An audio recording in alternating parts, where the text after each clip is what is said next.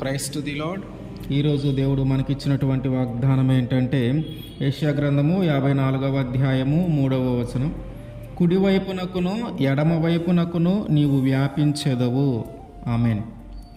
దేవుడు మన సరిహద్దులను విశాలపరచబోతూ ఉన్నాడు.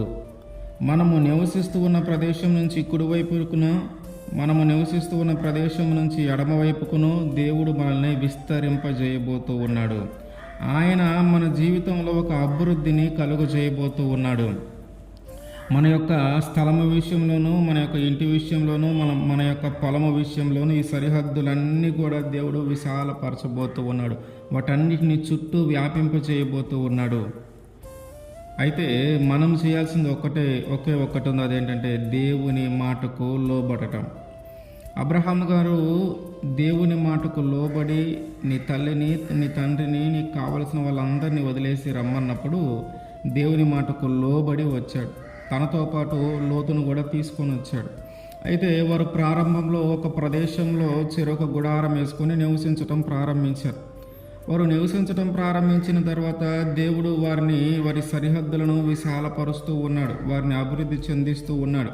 వాళ్ళు క్రమక్రమంగా అభివృద్ధి చెందుతూ ఉంటే వారిద్దరూ కలిసి నివసించడానికి ఆ ప్రదేశము సరిపోలేదు. వారి యొక్క అబ్రహాం గారి యొక్క పనివారికి, లోతు యొక్క పనివారికి మధ్య తగాదాలు అవుతూ ఉన్నాయి.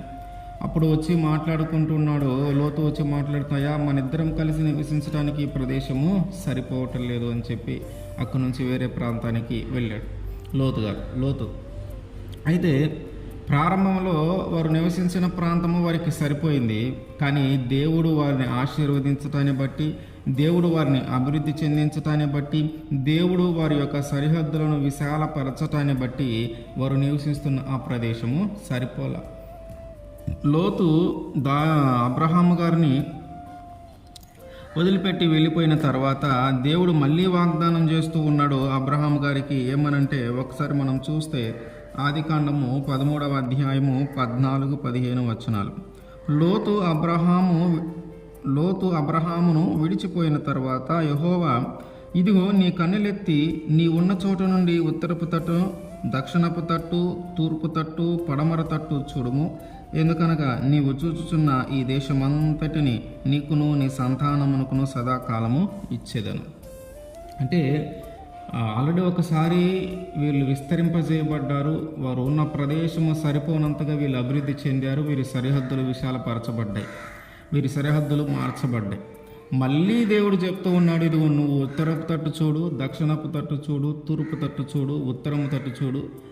నువ్వు చూస్తూ ఉన్నదంతా కూడా నీకును నీ సంతానానికి ఇస్తాను అని చెప్తూ ఉన్నాడు.